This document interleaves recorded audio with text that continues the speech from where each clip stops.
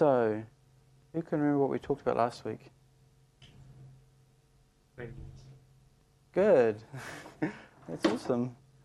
Talk about sketching, Mm-hmm. prototyping tools, wireframing a bit. Went through some case studies of design. Great, excellent. Talking about AR stuff, that's the other course you do. It is the other course, and it's not quite the same, but one day maybe we'll see. Well, this week we're going to continue with that. I have a handout for you, but it's just getting printed. It's in trouble printing it. But there's a really great book called Sketching User Experiences, and from that book I've got one chapter that, or a small section that talks about how to do a narrative storyboard, and that's going to be relevant for the assignment as well. So before we do that, I wanted to go through the assignment, and okay. So this is what I gave you guys out here. So we did a little bit of this last week. We talked about last week how what I wanted to do for the assignment was for you guys to do some brainstorming and to produce a sketch of a interactive system that will improve the photo board that we have out there. So some new idea of how we could present information in that area. And it has to have three characteristics. One is talking about, enable us to find out who is part of the HIT lab. The second is and information about each person, like where they're from, what course they're taking. The second is to provide information about the projects that are being worked on and about the people involved in each project. And the third one is to provide some way to let people know if the person is physically in the lab or not. So we did some brainstorming, and you've got all your post-it notes now, all your little notes. And then what you're supposed to do now is talk together, do some more brainstorming on the post-it notes, and then individually decide, well, which of those ideas you're going to develop. Then produce these things: a sketch of the interface, a storyboard, and a 30-second video mock-up showing the system in use. So this document here will talk about how to do the storyboard. Helpful. But do you guys have any questions about this at all? So far. Okay. Have you had the sketch to be written paper or? Yeah. So we're going to talk about sketching today a lot. So that's what the main focus of today is going to be about. But have you guys had a chance to talk together more about the we did technology and stuff like that? A little bit, yeah. Okay. Follow up on the notes. Great. So it'll be good. If we get time today, we'll talk a little bit about that too. But it'll be good to have a small brainstorming session sometime over the next few days, and then to be able to use that to refine the ideas further and to actually build the application. Yeah.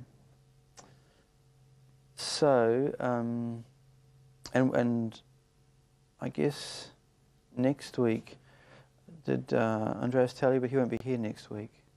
So what we're going to do next week is I'm going to teach two classes, this class and this class. And next week what we'll be doing is starting to talk more about the programming side of things. And I guess over the last 2 weeks and this week, you've been doing the labs with Michael and you've been doing some processing, learning that.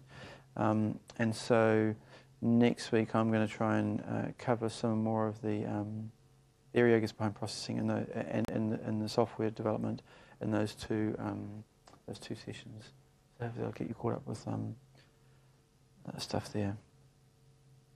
So for this week, just to recap, so last week we talked a little bit about prototyping, and we talked about how prototyping takes place at the beginning part of the product development cycle, and the idea basically is to develop a rapid prototype as fast as possible, so that you can then try and evaluate and critically and analyze the ideas you've been having.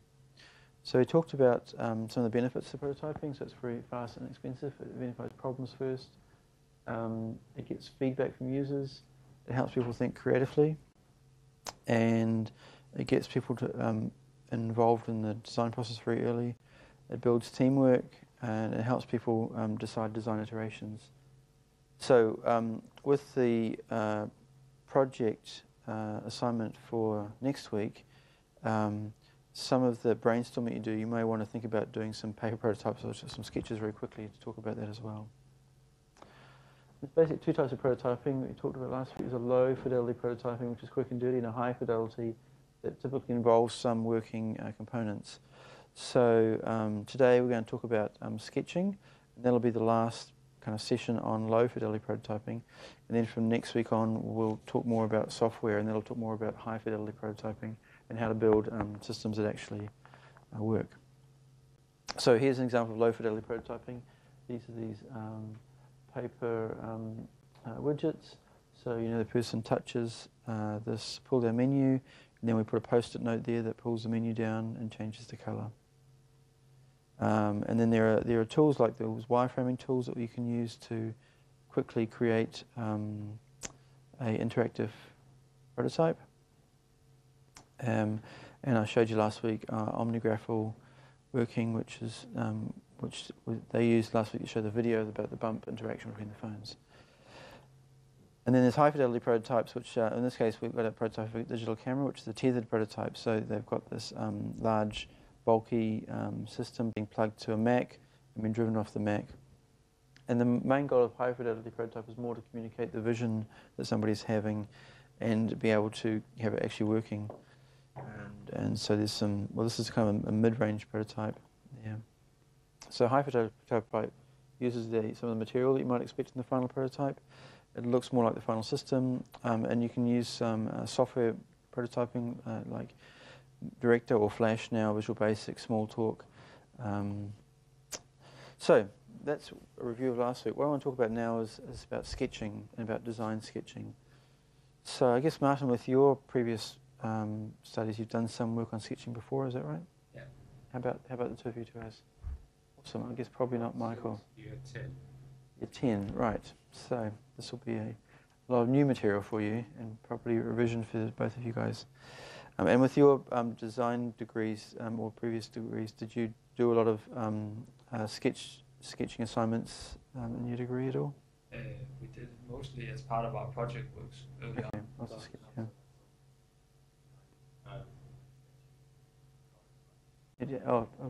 Official drawing classes, that's great. That's really good.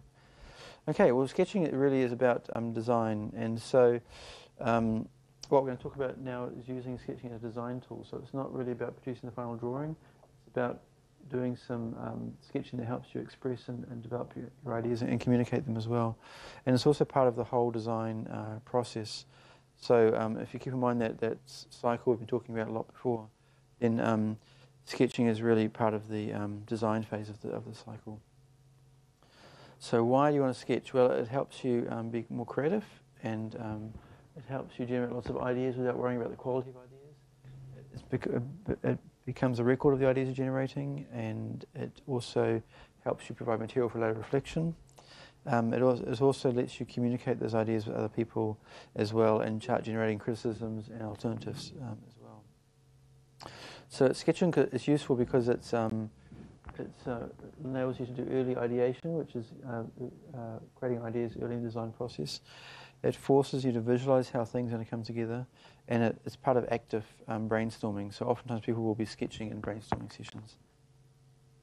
So here's this really great quote from Bill Buxton, who says that sketching is about the activity, not the result. So he's saying here really that what you're trying to generate is not necessarily a very nice sketched outcome, but it's more about the design result. And this graph or picture here shows how in your mind you have some sort of knowledge or some sort of idea, and then sketching is part of creating that idea and seeing the idea being expressed.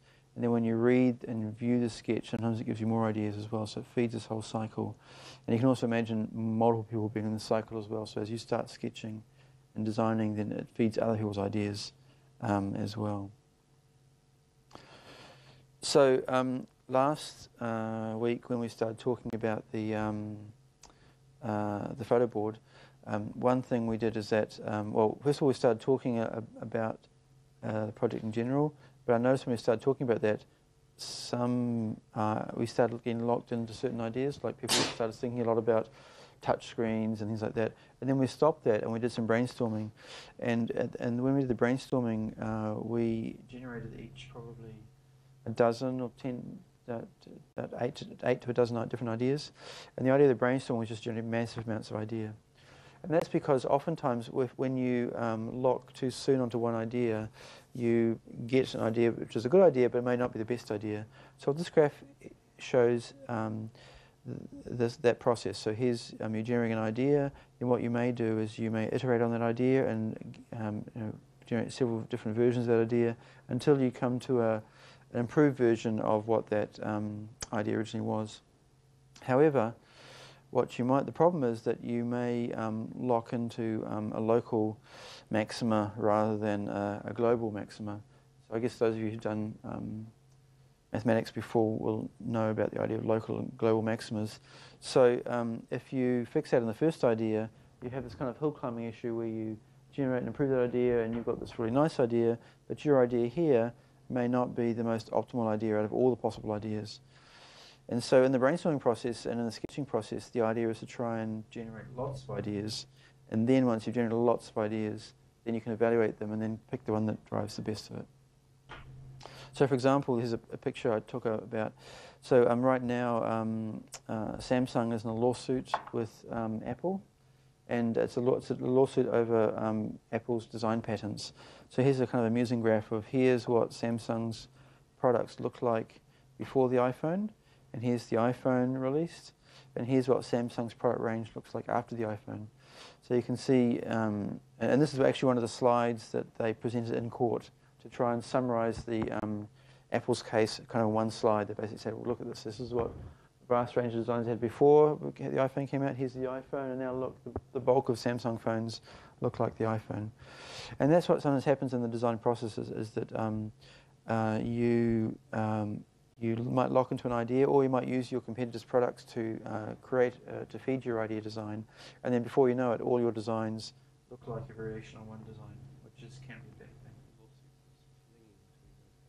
Yeah, well, in fact, Samsung has been banned now from selling the 7.7-inch Galaxy Tab in the US. It keeps them getting overturned though. Yeah, well, it was overturned in Australia. I think the US one is still being held, but yeah, and they were banned in the larger Tab was in Australia for a while was banned. Same in Germany. Yeah, they had a kind of amusing thing in court where the judge held up the iPad and the Galaxy Tab at his desk, and then he asked the Samsung lawyer who was sitting across the table, across the way there, to pick which one of them was a Samsung product, and he couldn't because they looked so. And so it was like 10 feet or 15 feet away. He couldn't, from just that distance, couldn't figure out which one was a Samsung. Apple sues, Samsung counter sues.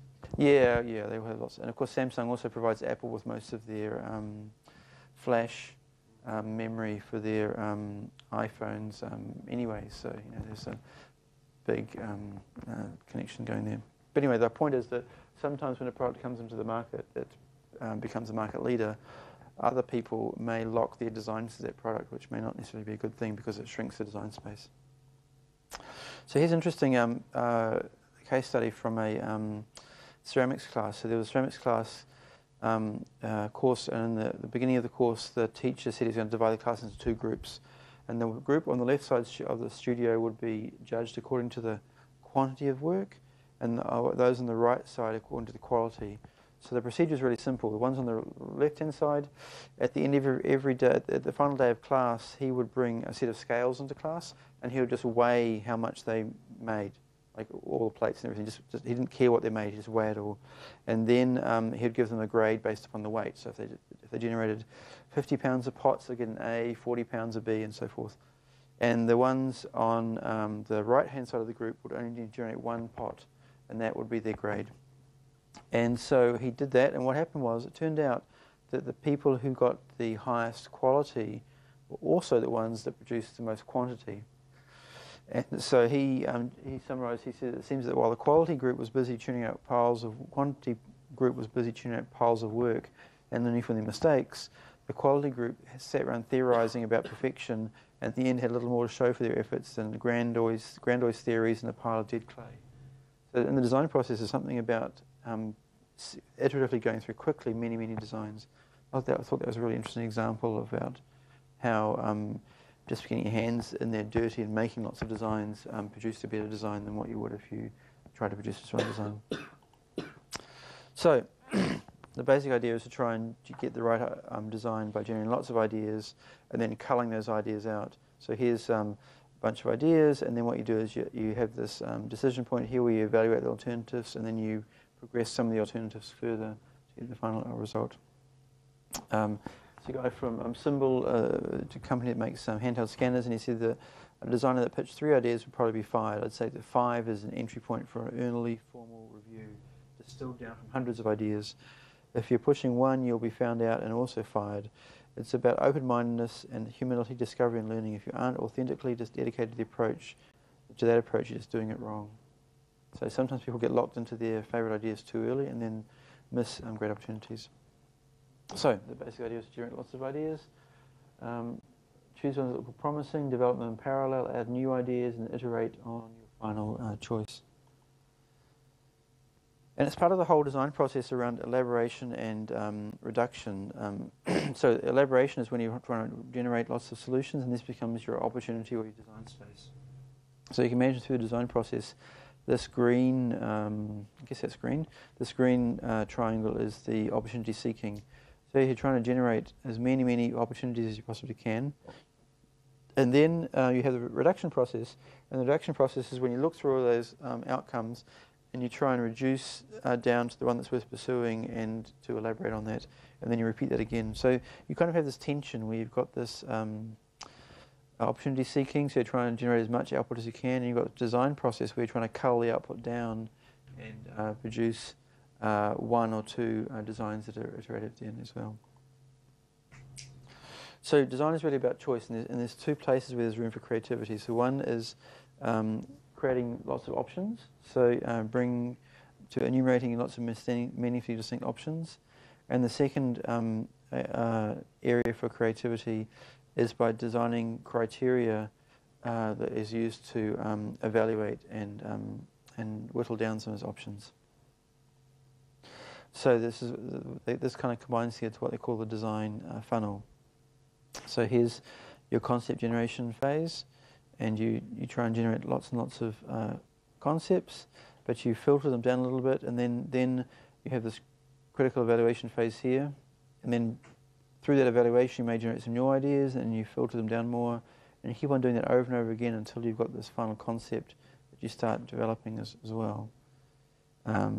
And as you go from the left to the right, the granularity of the design gets finer and finer, and the task that you're doing is it goes through these phases from concept generation to exploration, to clarification, and then resolution. So sometimes what people work out like is this: they take a product and they judge product ideas at the beginning, and they give a red light or a green light to certain ideas. So the red light, if you get a green light, you start generating the product, and then you have sales come after that. But you'll produce a product, but the product may be deficit due to a lack of design evolution. So what some people might do is they might then add a bigger design phase at the beginning, where they consider more designs in parallel. They have that design funnel I just showed you, and then they green light 1 or more of designs and do this thing here. But actually what you want to kind of do, but the problem with this is you have these kind of silos. You have the designers doing the design here, then they pass the designs to the engineers do the engineering, they pass to the salespeople, and salespeople produce this at the outcome. But that siloization is not good, because you may also miss opportunities there as well. So ideally what you want to have is this continual interplay where you have the marketing and the engineering team are involved at the beginning of the design phase, and the designers are involved all the way through. So even when it's green lighted and you have a ramp up of engineering, the designers are still providing input, and then even when the sales starts coming in here, you get input from all the other teams at the same time as well. So this is a little review of what we've talked so far. We talked a bit about the design process, the design funnel, and design and product development. So what I want to talk about now is the actual process of sketching and what makes a good sketch and what makes a bad sketch. So first of all, sketching is a tool of thought. This is a sketch, a page from Takolo's notebook, which is from the 15th century. So for hundreds of years, people have been doing sketching and design, and he's been doing some boat designs, types of boats designs here. So first of all, sketching is not about producing crappy drawings. So here's a crappy drawing that's, well, it's probably not crappy, but it's probably done by a 5-year-old or 3-year-old or something. So that's not really a good sketch. And it's also not necessarily like this. So here's using SketchUp to make a 3D model. Here's some very refined drawings. So what's wrong with these in terms of sketching? Do you have any ideas, Michael? No. Well, yes, but you can sketch on computer without. Do you have any thoughts?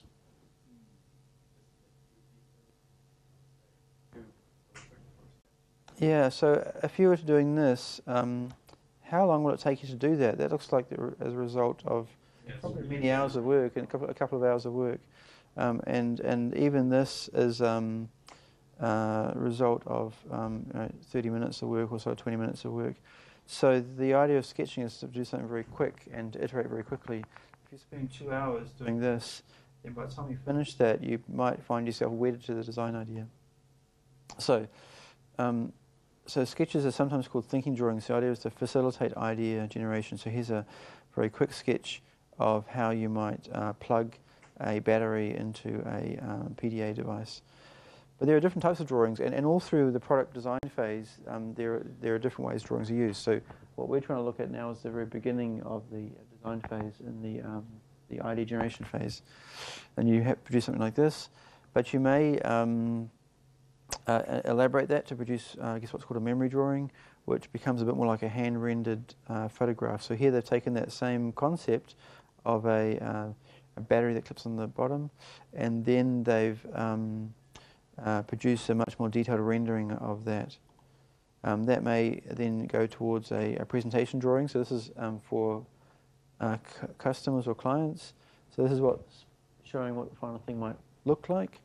Then you may have a technical drawing for the engineers who are going to build the product, and this is used to generate a blueprint. And you may also have a description drawing showing how something works or constructed. So you can see all the way along there's drawings meet different needs, but what we're going to be talking about is just at the beginning of the idea generation, and drawings that are very fast. So Bill Buxton says that here are the ideal properties of a sketch in the design phase. So it has to be quick, timely, inexpensive, and then has the minimal detail, appropriate design, and so forth. So let's talk about some of these things here. So first of all, it has to be very quick. And that's because ideally when you're generating ideas, you want to be able to draw as fast as the ideas come. So in a brainstorming task, you could be generating ideas very quickly. Last week we brainstormed for, was it 5 minutes or 3 minutes, and each generated about 10 ideas. So ideally you want to do sketching along in that same process and be able to draw very quickly. Then it's also very timely, so you should be able to do a sketch whenever it's required. So if you're in a meeting with a client and the client says, well, I'm not quite sure about this user interface, then you should be able to sketch a new user interface with them right there and say, what about this idea? Inexpensive, so the cost of sketching shouldn't be prohibitive in the design phase, otherwise people won't do it very often. And disposable, so if you can't be willing to throw it away, it's not a sketch, and that's because you don't want to be so invested in the output you're coming that you can't throw it away. However, this doesn't mean that your design is worthless, it just means that you need to generate those ideas very quickly. And plentiful, so that you should have a whole collection of sketches so that you get ideas from each one of them. having a clear design vocabulary. So for example, here is a small sketch of a portion of a user interface, and this might represent the buttons. So in whatever sketches you're doing, if you draw square boxes, that may represent a button that you can use. And then also distinct gestures. So these become very loose designs that are very fluid, in contrast to engineering drawings, which are very tight and precise. So here's drawings of some ideas around mobile phones, and here's a mobile phone drawing from a patent. So in the patent for the phone, they have very precise drawings explaining how it's going. And very minimal detail. You only need to include what's important for the design concept. The appropriate degree of refinement means that the sketch can be as refined as the idea. So if you have a very crude idea, you may want to have a very vague sketch. If you've got a solid idea, then you may want to have a more tightly defined idea. What is this? This is showing different types of sensors. So here's a light switch here. Here's a sensor for movement. You can put on a flashlight. Here's a sensor. I'm not sure what this object here is, but this represents a sensor. I don't know what this thing here is. It looks like that face is hiding behind the couch.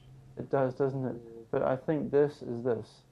So you put this behind the couch, and then you can detect whether or not somebody's sitting on the couch, maybe. Yeah. So sketches should be used to communicate and suggest and explore rather than confirm. So, and in some ways to do that, you have to make them intentionally ambiguous. So when you make an ambiguous design, when other people start interpreting that design, you may have some interesting ideas that come out from that. So in Bill Buxton's book, he talks about the value of sketching, but he doesn't talk much about the form factor. So sketching could be done on paper, it could be done on Photoshop if you're very fast with Photoshop, it could be done with pictures cut out from a magazine, it could be done with existing objects.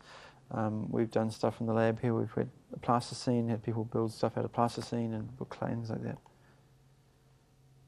And you can contrast sketching to prototyping, so the main difference is in the intent.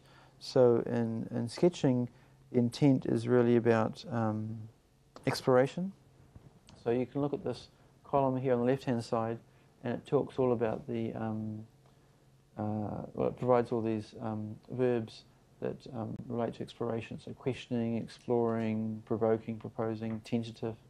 Whereas prototyping is really about communication back to the client. So exploration versus communication. And so in prototyping, you've got verbs that are around communication. So describing, answering, specifying, resolving. And oh, there's a mistake here in the slide here. I think the next one, oh, okay, that's really strange. So there should be a line here about how there's a continuum between sketching and prototyping. So the differences between the contrast of purpose and a contrast in form, whereas, and you've got this kind of graph showing the amount of ideas and investment that goes in. So at the beginning of the design phase, you're generating lots and lots of ideas, and you kind of go through this cyclical phase here where you, over time, you try and evaluate those ideas more and more according to usability. And at the end, you get a small subset of ideas. But as you do this, the amount of investment in the any particular design starts going up. And so we want to try and capture everything happening down at this end here. And that's where the sketches lie. So the idea is to brainstorm different ideas, to choose representation, to rough out the interface side, to produce a multiple to sketching, to sketch variations. And so this is a continuum from the early design down to the late design here. So from this point over to this point. And then you produce a task center walkthrough, and you walk people through your design. And at this point, you can start doing a heuristic evaluation or redesign, and then you can start doing some usability testing.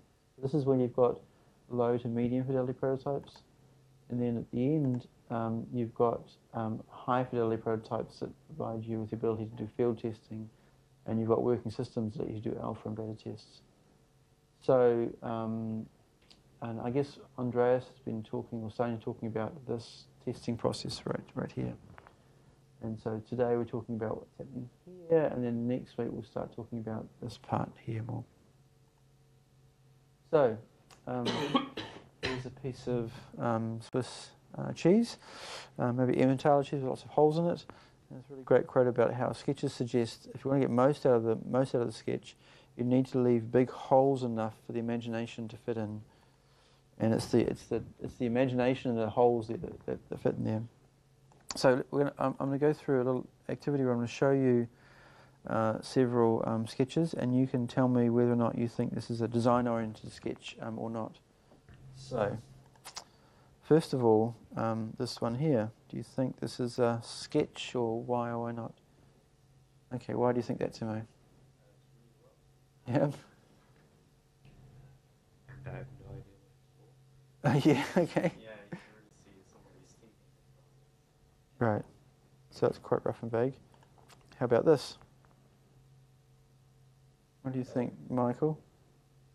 That's the design. Yeah, why do you say that? It's pretty well drawn.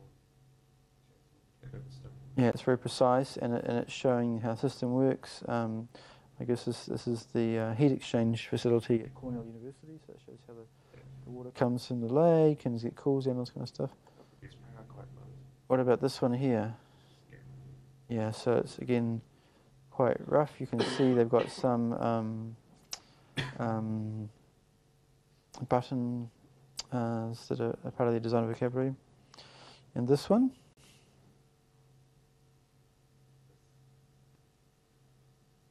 No, do you mind? It's more of a prototype. What I call it a sketch. Yeah, I'd say this is more of medium fidelity prototype. So maybe they're trying to design a some type of a new arcade system. So I'm not quite sure what's happening with the balls here. They've got some pool balls here. They've got this thing where you put balls into. You've got buttons and a joystick, and you've got a screen here which is probably running some sort of graphical interface. So this is further along in the medium fidelity prototype stage, I'd say. And how about this? Yeah, this is a very high, very realistic rendering. And this one here? Yeah, so it's quite rough. It's got some annotations there. Yeah, I would say it looks like there's a circular door here. There's storage, so it's designed for some sort of office cubicle that you could sit inside, or design cubicle. So, just to review, we've learned some of the attributes. Quick, disposable sketching. It's not a prototype. It's supposed to be evocative, supposed to suggest, explore questions, and compared to a prototype, properties which are supposed to answer and specify different outputs. So one of the important things about sketching is having a sketchbook. And with your previous studies, did you guys maintain sketchbooks at all? How about for you? Not that much, no. Okay. So you may have had a project book. I'm not sure. We'll see. But and with the sketchbook, what was that used for? Everything. Right. Like quick drawings and notes. They sold like dummy books. Mm-hmm. At student association. Mm-hmm.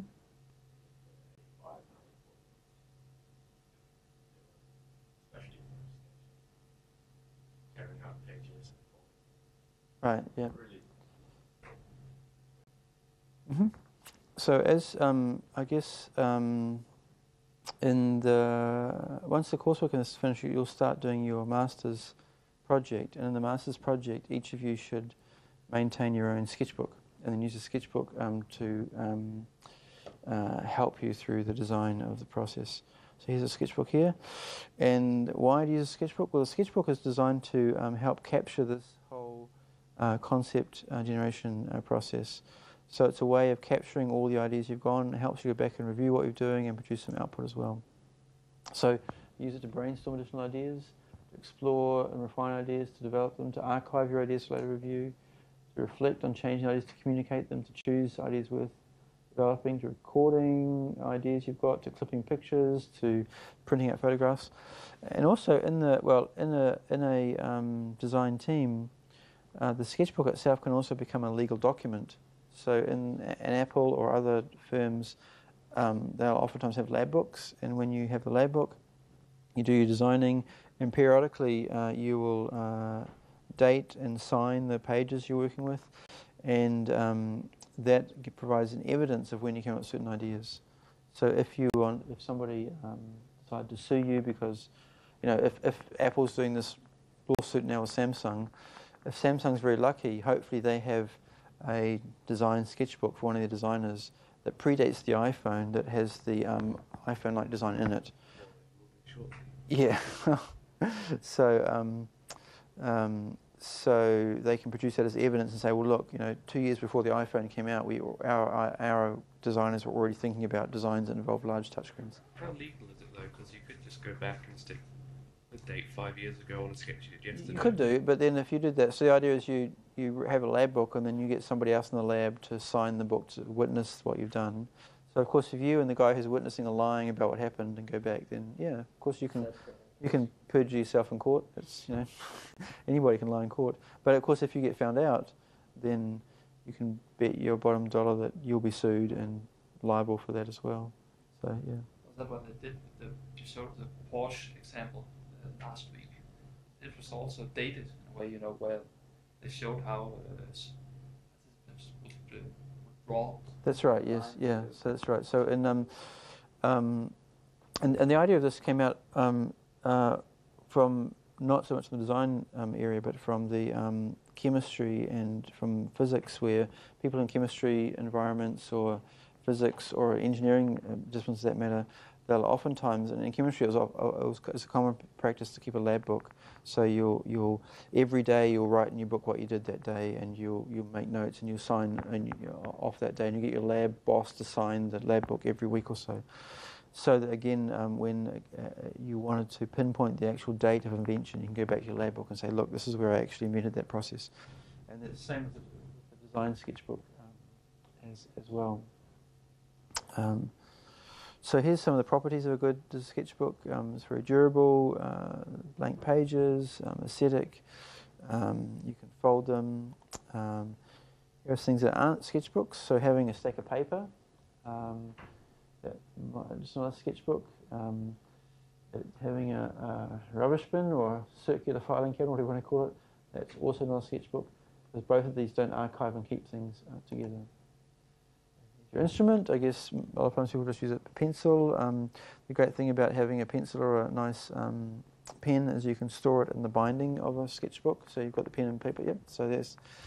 So Timo has his sketchbook with him at all times, so whenever he has an idea on the toilet or at lunchtime or whatever, he can whip out the book and do something. And you can have an optional eraser if you're a high-tech sketcher.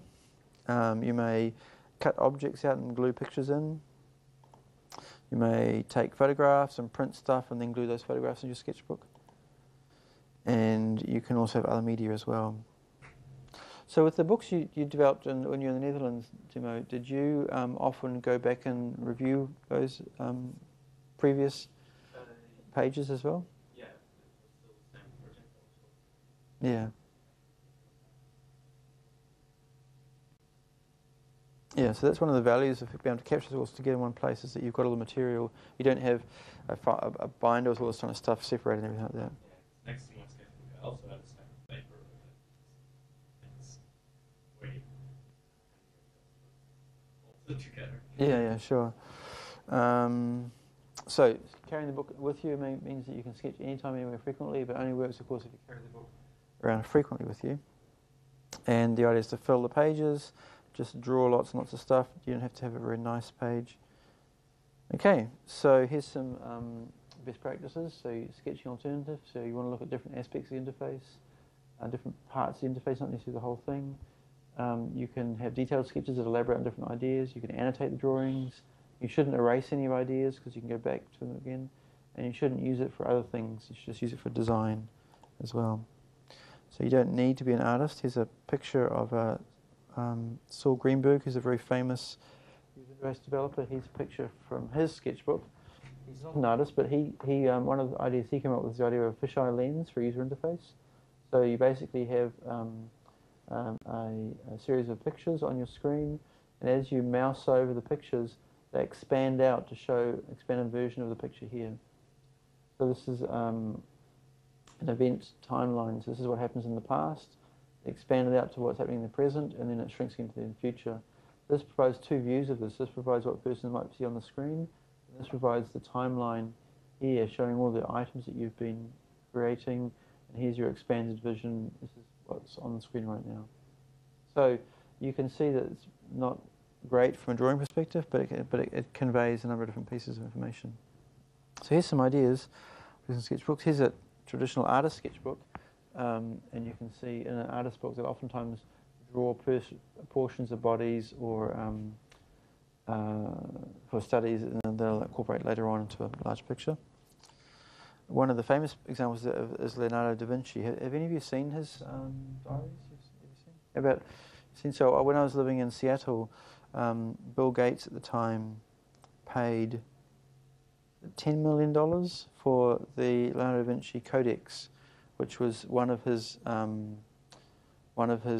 design diaries, and it was written on vellum sheepskin, so it was 500 years old parchment, and they before it entered Bill Gates's home and everything, they exhibited the codex in the museum. They took all the pages and they unbound the book, and they had them all hanging separately between large sheets of glass, and you would see, just like this, his whole book was covered in ideas. So he basically had part of his page was writing, and then a lot of it was just all these different designs. And the codex that we looked at there was he was thinking a lot about water and how water eroded the side of mountains, how you could build ducts that would for plumbing, and then also how you could build crafts that floated on water and went through water. So you had lots of designs of boats with paddle wheels and pipes and some mathematical equations for flow of water. It was quite amazing. So that's Leonardo da Vinci. Here's some other examples. So in artists, oftentimes they'll do variations on individual studies. So here's a nose page. Industrial designers will do a similar thing where they'll do variations on a subtle design. So here's a wearable computer watch, and you can see the person's done 5 or 6 variations on the design of the watch. And here's a layout for 2D user interface. More design variations on a prototype for a remote control. This is kind of interesting because you can see here, it looks like you can see this is looks like it's a photocopy of the plastic housing for the control. So here's some of the electronics. So it looks like what the person's done is gone and made a photocopy of the existing design, and then they're being asked to retrofit on top of that the button design on top of the existing design. So they've taken this photocopy page, glued it into the design book, and then sketched different ideas that fit on top of there. Looks like he's got rubber bands holding the sketch on. Yes, you're right. So here's some more sketch book examples. So lots and lots of pages. You can also indicate relationships and flow over time. So here's some arrows showing things flowing over time. Post-it notes. So you can put post-it notes for everything. So maybe you do a brainstorming session, you generate lots of post-it notes, then you take the post-it notes, put them into your book, and it shows you flow over time. And here's more transitions, so they're numbering different screens with drawings between them. And then you can take the sketchbook, and this next sequence of slides is going to show you the process of going from a sketched into a prototype. So this concept was that you would have instant messages. Your contacts in your instant messenger address book would appear as physical bugs on a leaf. So they came up with the idea of drawing the leaf, they drew the bug up here, and they brainstormed those ideas out, and that's their idea here. And then they sketched out, okay, well that was the rough concept.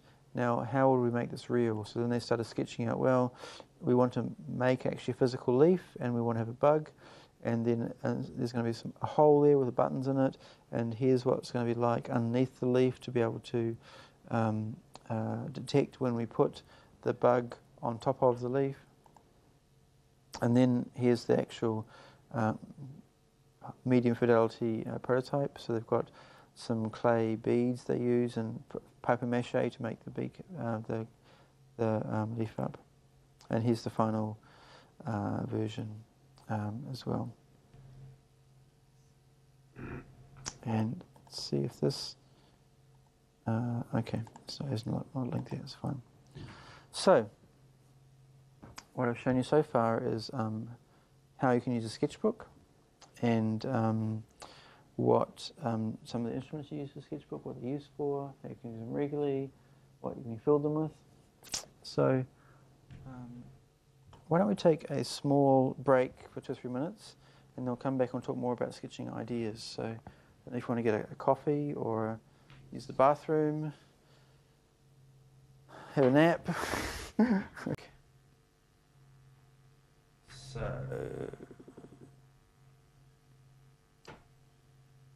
So first of all, how much fidelity do we really need? Well, you don't really need to have a very high fidelity sketch or very detailed sketch. You just need to be able to have enough there so you can capture the concept of the design idea. And you also have to make sure your sketch is consistent with the development stage. So I showed you previously different types of drawings, different types of product, different types of purposes.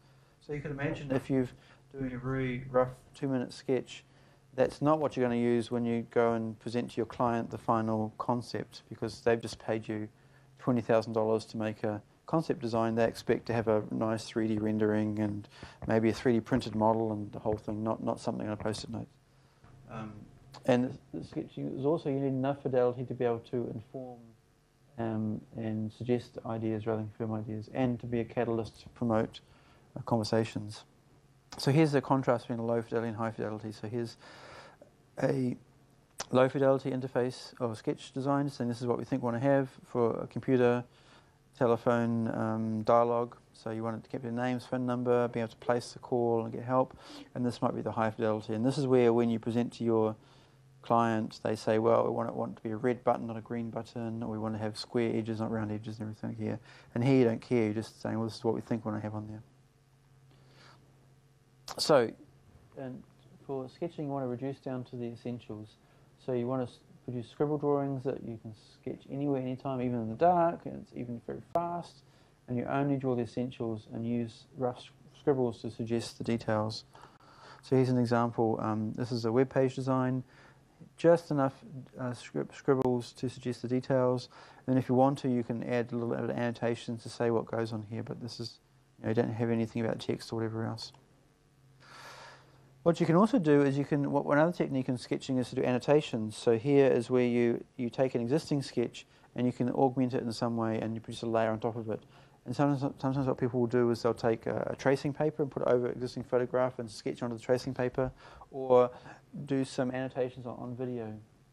So this might be your design, and then maybe you go back and revisit it and put some these orange tags on there for annotations, or it could be something else's design. You could also add textual notes in your workbook, so which helps you explain more things in general, or graphical marks. So here's graphical marks showing the width here. Here's a note showing the airflow. This is a bike frame, so showing how the bike frame will work, or show the dynamics of elements over time. So one of the ways to produce quite nice sketched output is through tracing. So the basic idea is that, and this is kind of after the early sketch ideas, when you now wanted to produce something that's a bit higher fidelity to show your client. But what you could do is take digital photographs of somebody doing an action, and then bring the photographs into Photoshop or something, and sketch around some of the key points, and then produce these sketched outputs, or use tracing paper or something equivalent. And the nice thing about this is it requires almost zero drawing skill. So here's somebody's producing a diagram for a paper or something, and they want to have some gestures of somebody there. So they take photographs of the person performing different gestures. They sketch around them, and then you can make these shapes that you can put into a more complete document.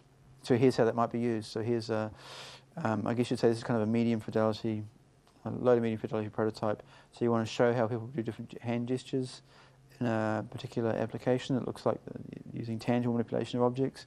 So instead of having to draw these hands by hand, they went back and they took photographs of the hand doing lots of different things, and then put it on tracing paper, and then can transfer it over to here as well.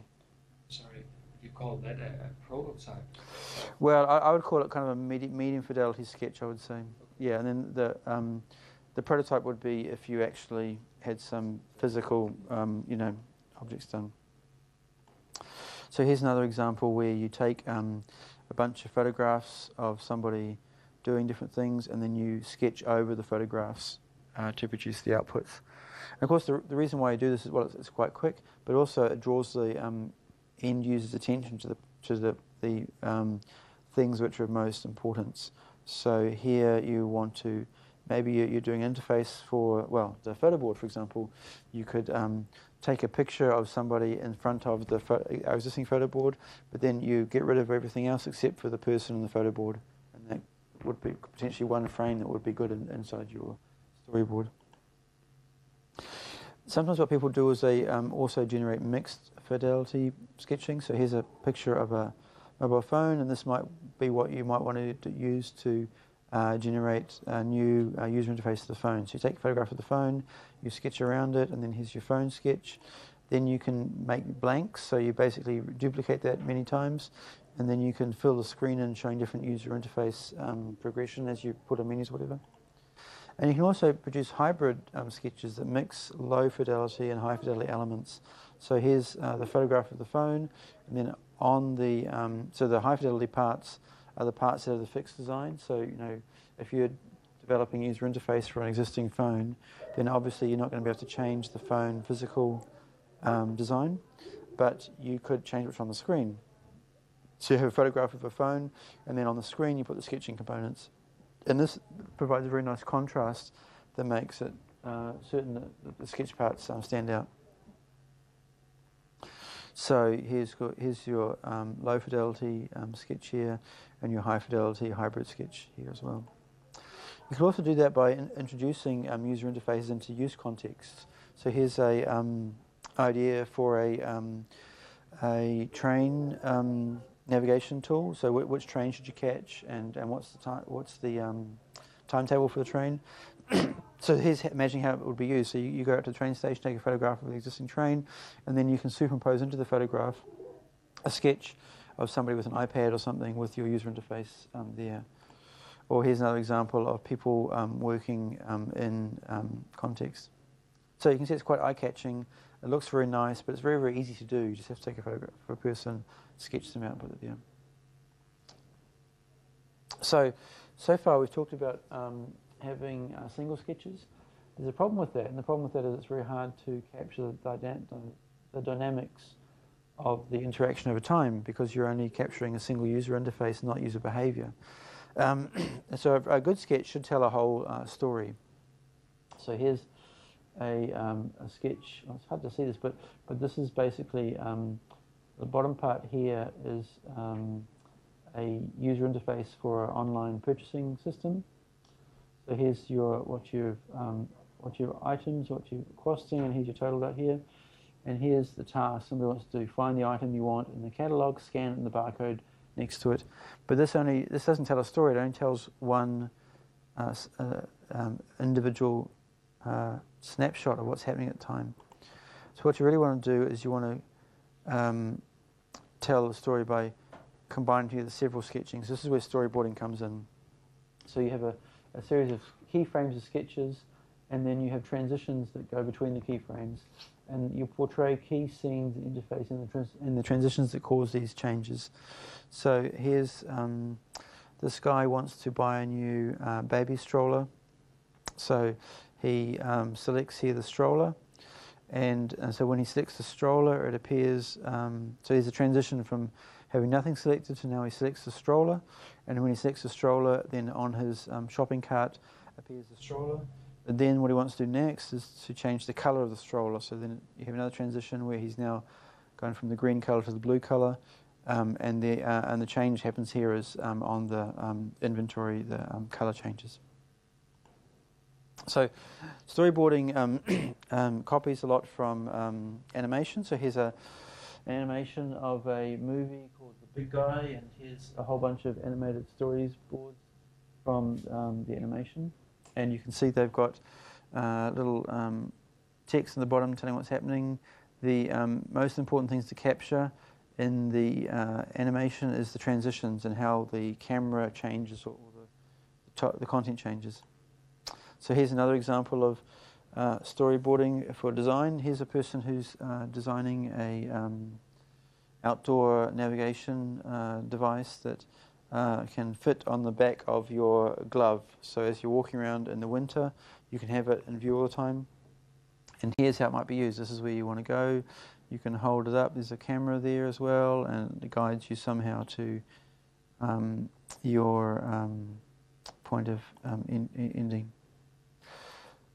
So the inspiration for storyboarding can also come from camera shots and from filmmaking. So I guess most of you have been to lots of films in your life. So you can think about in filmmaking what visual techniques they use in filmmaking and how you can use those same techniques in storyboarding. So oftentimes in filmmaking you'll have an extreme wide-angle shot to establish the use. So here's an establishing shot. Then you'll zoom in to having a long shot to show an individual person, a medium shot that shows the person's face, and over-the-shoulder shot, so I'm using technology, and then maybe close-ups that show their point of view, this is what the person's looking at, and here's a particular detail. So these are types of elements you can mix into a storyboard and just show how this technology is being used. The other important thing is in storyboarding is the transitions. So whenever you have a transition, an important transition in your user experience, you should be drawing a new frame in the storyboard. Sometimes people also produce state transition diagrams, and last week we talked about wireframing, so this is a version of wireframing. So here's how they imagine the interface will change over time, and at different points in these transitions there's a sketch to show what the interface now looks like. So with state transitions diagrams, the idea is to focus on key interaction steps and the branch points. And so here you have initial menu. You have to click on a time slot, and that opens up this screen. Or you can click on somebody's name, and it opens up this thing here. You can select the message that goes to here. So for each transition, you have to sketch the screen. You include the transitional diagram. You label the transition with what triggered the transition. And this is typically some sort of user input that triggers the transition. So here's another example of, well, it's a very rough sketch, but here's an example of a sketch in a sketchbook showing different transitions, and this might be in a social network when you click people's names, things like that. Then the next step along the way is to build and to instantiate some of those in a more medium fidelity prototype. So in this case, what you can do is take some of your sketching output and you can put it into a physical form. So they've used a foam core, and they're sketching a user interface for some sort of handheld widget. Then what they've got here is the different screens. So when you push the buttons here, you can slide in a new screen to show what it looked like as a result of pushing that button. And this makes it, when you get to this point, you can actually start doing user testing with people.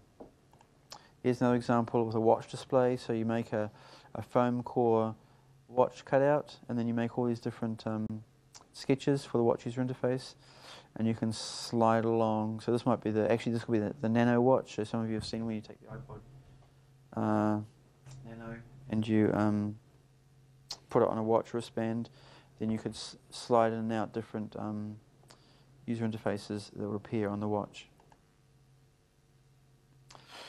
So sketches are also social. So we've talked so far about how sketches can help an individual designer, but and that helps you work through lots of ideas, something you might throw away. But one of the real values of sketching is to being able to share them with other people and get feedback from design teams. And so one of the favourite places to put sketching is on a pin board. And to some extent, I've noticed in the room you're in, the room 125, most parts of the room have whiteboards there, and some people have been using as whiteboards to put their own ideas up on the whiteboards, and it becomes like a design pin board. So if you're working in a design team, oftentimes you will create things like this. So you'll surround your workspace with pin boards that you can put many, many different ideas that will show the evolution of your team's design over time, and also serve as inspiration for your design ideas too. So something like this. So what's on the pinboard could be a mixture of different personas. It could be talking about flow of ideas. It could be just inspirational ideas that you surround your workspace the whole time. One of the interesting variations of that, which IDEO have done, and I guess last week I gave you the IDEO document from the from Business Week. What IDEO put together is a kind of a 3D version of that called the Tech Box. And the idea of the IDEO Tech Box is that you'd have a physical box you can set here with lots of different drawers, and inside that people would put lots of different objects, and the objects may be inspirational for design as well. So they would have different materials, so they'd have different types of cloth, different types of glass, different types of electronic sensors, all put through this box. So when you start doing physical design, you can go to the tick box and you can say, well, what types of glass could we go on the screen here? Or I want to look at some buttons and push some buttons. What type of buttons can I get?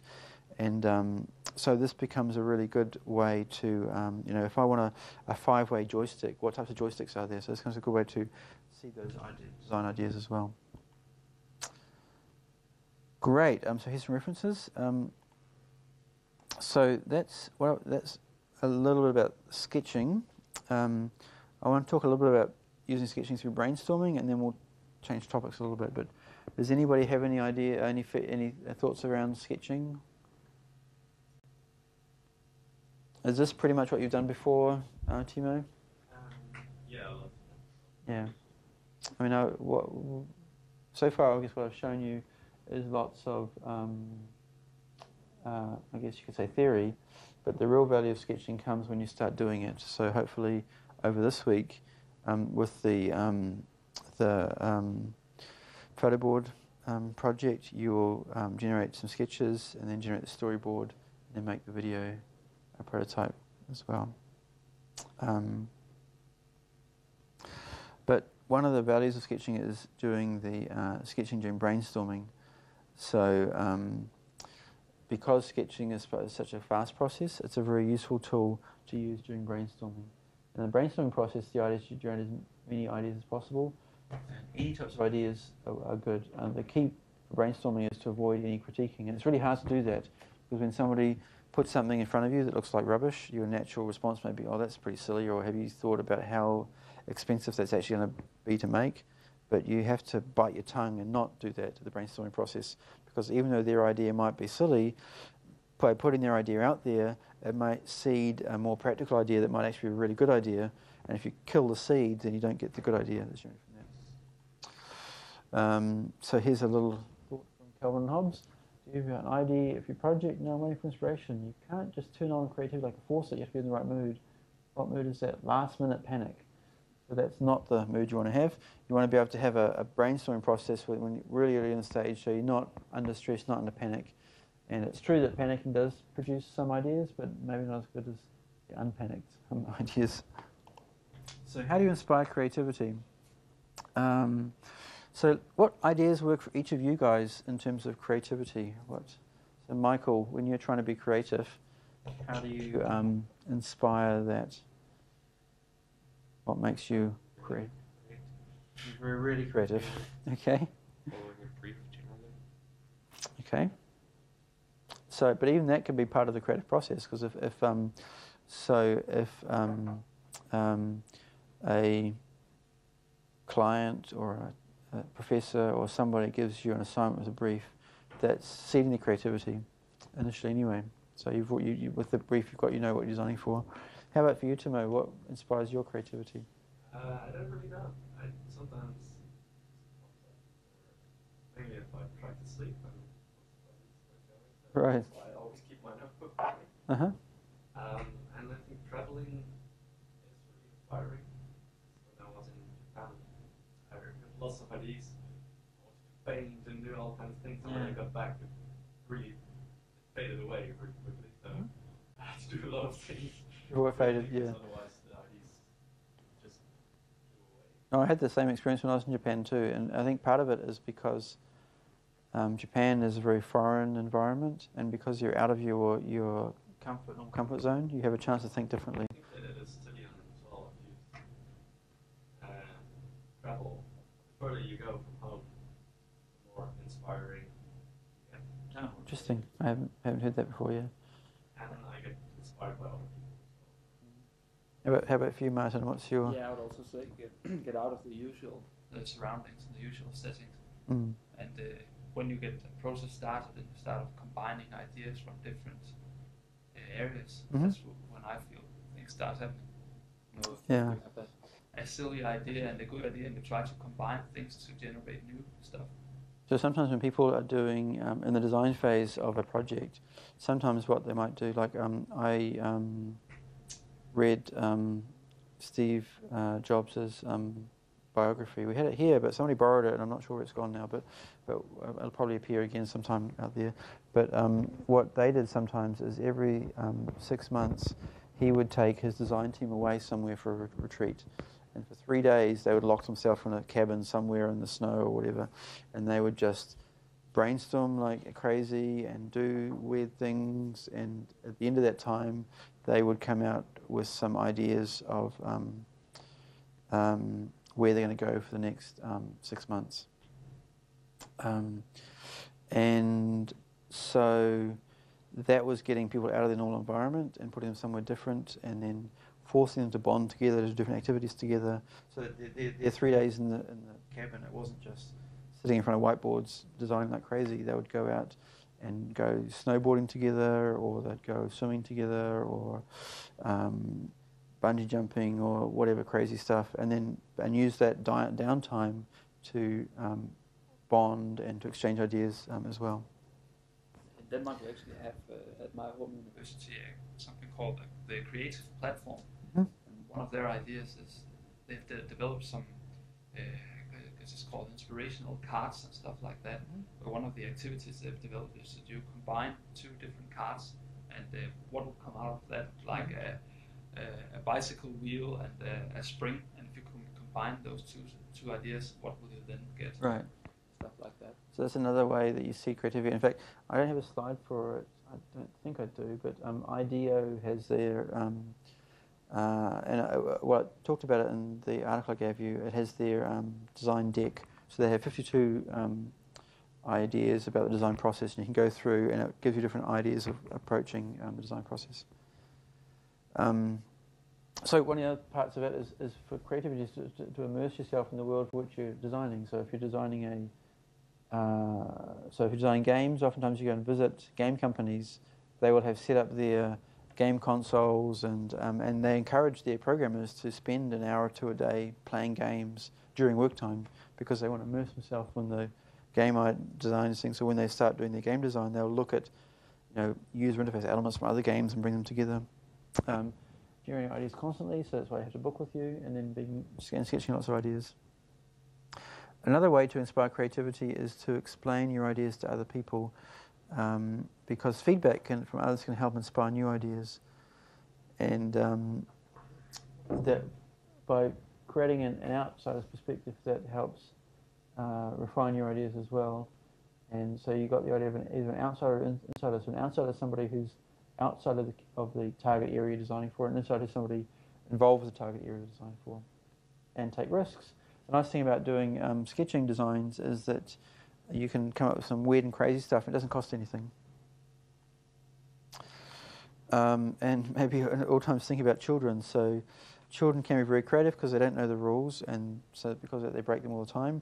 They don't know the consequences, and so they're more likely to take risks. They don't know that if you let go of your hands when you're on a swing and you crash it on the pavement, you're going to get hurt, because they haven't done that before. So they do crazy and weird stuff. Other ideas for creativity would be to take mixed ideas together, like what you said before, the spring with the bicycle wheel, talking with creative people. What we're trying to do in the lab here is to create a creative environment where you've got people of many different backgrounds. So, you know, in the room here, you've got people from 3 different countries, and so, you know, each of you can get different perspectives. So Michael could produce some sort of design. You can talk to Martin and say, well, what would somebody from Denmark think about this, or how would this be used in Denmark? Or talk to Timo and say, well, what is a Dutch perspective on this? Yeah. And then try and leave your comfort zone, do things that you're not comfortable with, and be passionate. I guess we kind of talked about this already. One of the important things is to be sharing ideas. So hopefully through your master's process, one of the reasons why we put students all together in rooms is that when you're in the room together, you are constantly seeing what the other person's doing. And you know, they might be working on projects that have nothing to do with you, but by seeing their designs on the wall or something, that motivates you and gives you some ideas as well. So brainstorming, we talked about this last week. It's important to work in groups. It can be fun and fruitful. It's important to capture what you've done during the brainstorming, and also keep your inspiration near you as well.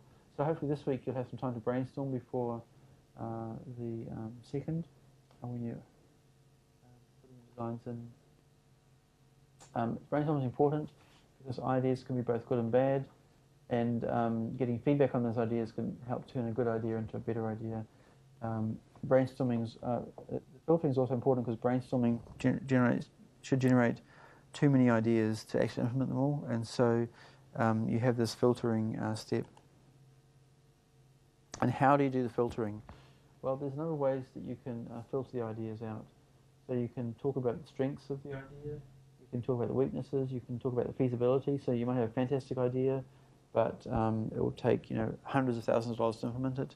You can talk about how original it is. You can also go back to the design or the client brief, and you can filter ideas based into that. So you can generally filter and sort, you know, once you've done your brainstorming, you might have a pile of post-it notes, then you can filter them into piles of what's good, what's okay, and what's not possible, and then start working more on the good ones. So I thought we could do a small practice session for brainstorming. So what I wanted to do is take, again, 3 minutes, and what we're going to do is we're going to brainstorm around technology that could support healthy sleep behaviours. So I'll pass out some of these post-it notes again, and we'll take 3 minutes to sketch or to write on the post-it notes some technology that could support healthy sleep behaviours. And then when we finish that, then what we're going to do is go through a critique session and sort out the ideas into ideas that are good, okay, and feasible, just like we are here. Good, okay, not possible. So let me come. Yeah, why don't you stop recording, because you can't. It's going to be hard to record this. And